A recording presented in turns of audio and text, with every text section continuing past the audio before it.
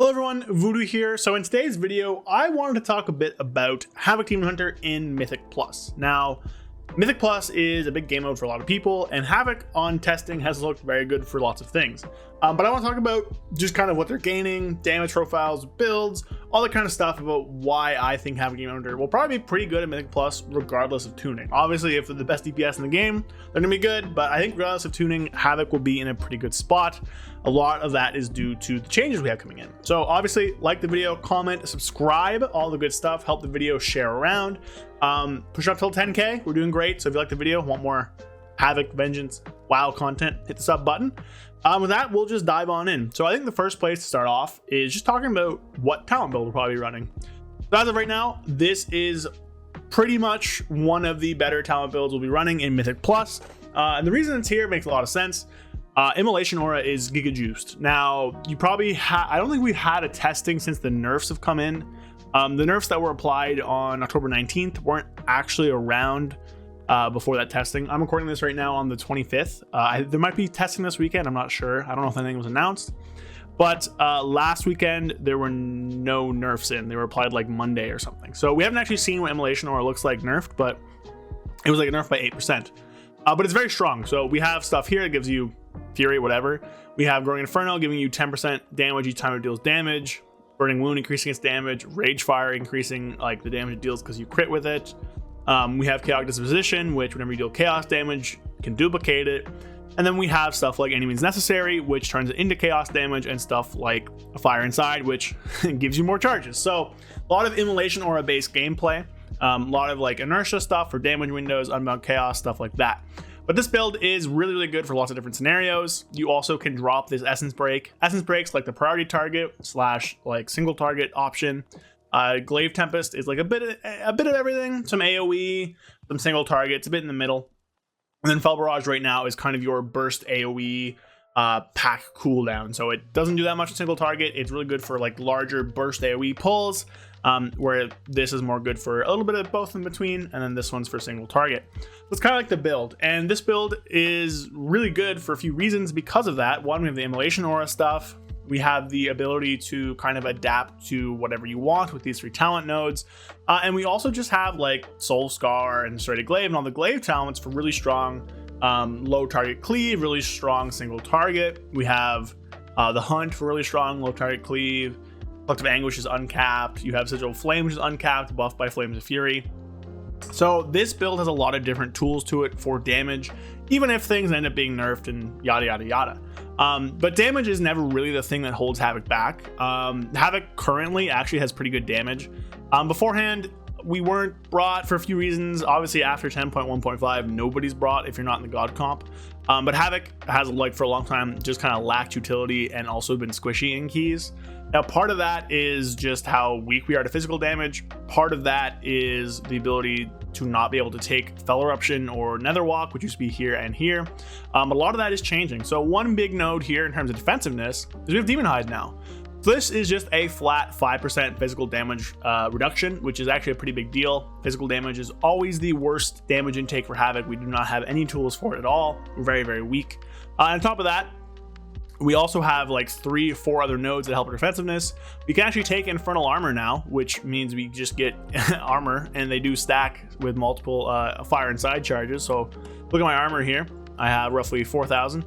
Immolation Aura, 5,000. Immolation Aura, 6,000. So it stacks, and if you get resets, you can keep going with it, which is pretty slick. So you can get actually like a ton of armor uptime there, which really helps with our survivability, which is great.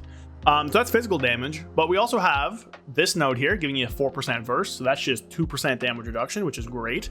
We also have this node here, Deflecting Dance, which is like Blade Dance dodge of old. You just get a 15% shield when you dodge, lasts about a second or so. So you watch my buffs during the animation of Blade Dance, I will have a shield for roughly 100,000 damage at my like 451 eye level. So again, really, really good stuff there. You're getting a lot of defensiveness. And finally, we also just have Netherwalk. So Netherwalk, just an immunity. We never had this before in dungeons because it was too hard to take. This is a big deal. Lots of like, what am I in combat with? Oh, my dots are ticking. Lots of just big hits we can immune, charges, lots of this usefulness that we have here, and also gives you a movement speed cooldown. So hey, that's fun. Top of that, final thing for defensiveness, we also have the baseline of demonic appetite. So we will be summoning a bunch more souls, which means that whenever we get the souls with shadow restoration, we're just healing more. So I think Havoc's gonna be really tanky. Spore Cloak is looking like a strong option for us, which again, gonna be great. So tankiness, check.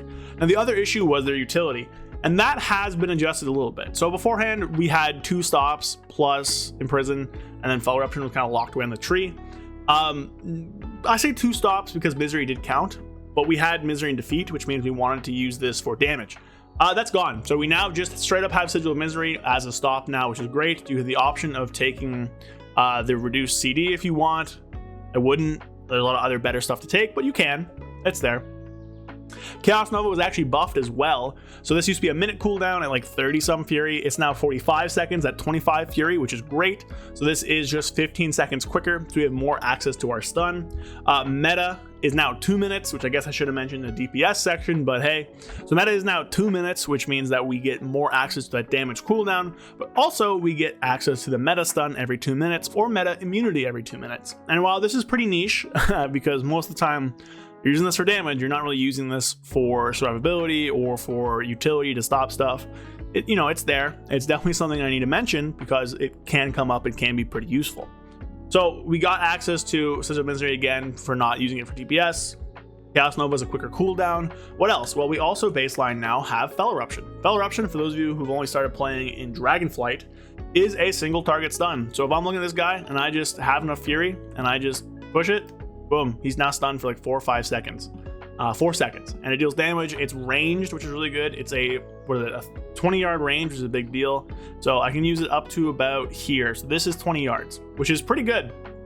You can target somebody kind of across the pack and just kind of stun them and stop them, which is really good. Obviously, it's not like a Hand of Justice or whatever, Hand of Justice, whatever the Paladin one is, because there's no CDR, but it's still a really good stun. 30-second range stun is great. Again, here I can just kind of get Fury and then boom. Oh, out of range. Gotta take 1 step forward. Boom, they're stunned. But for 4 seconds, it deals damage. So that's really good.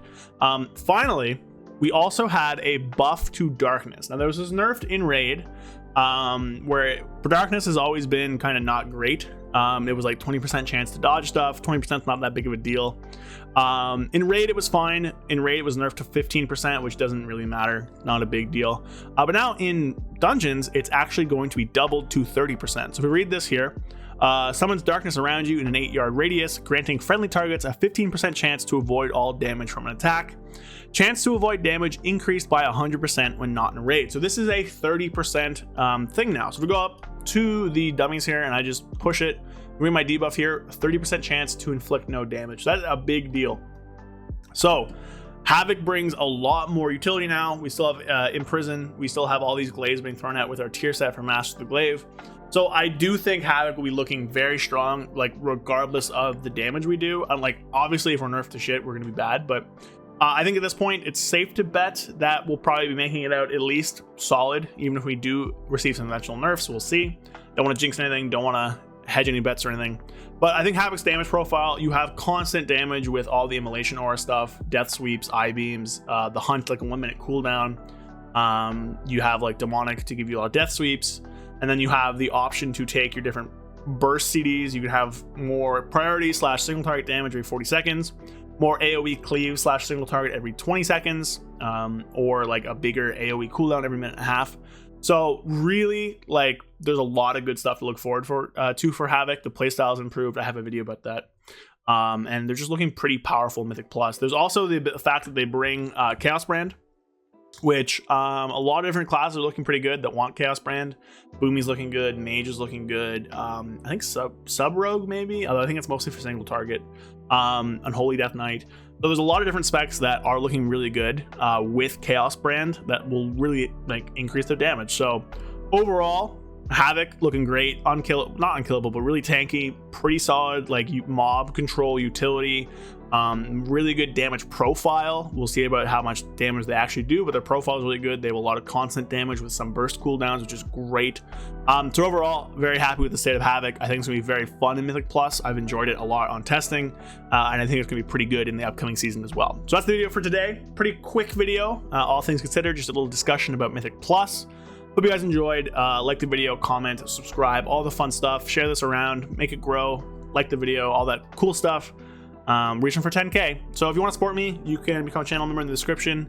You can join my Discord, or you can follow me on Twitch. All those are in the description. See you guys next time, and peace. A big thank you to all my channel members. Thank you to Andrew Keenel, Payne, Latand, Period, Brad Wisniak, Zuligan, Oxclamation, It's Bulk, and Howley. Thank you all of those people. You guys are great and appreciate the support you're giving me. If you want to support the channel and get a few cool perks in the meantime, click the link in the description. Brings you to a place where you can learn more about becoming a channel member. Thank you all so much. Thank you for watching the video, and I'll see you guys later. Peace.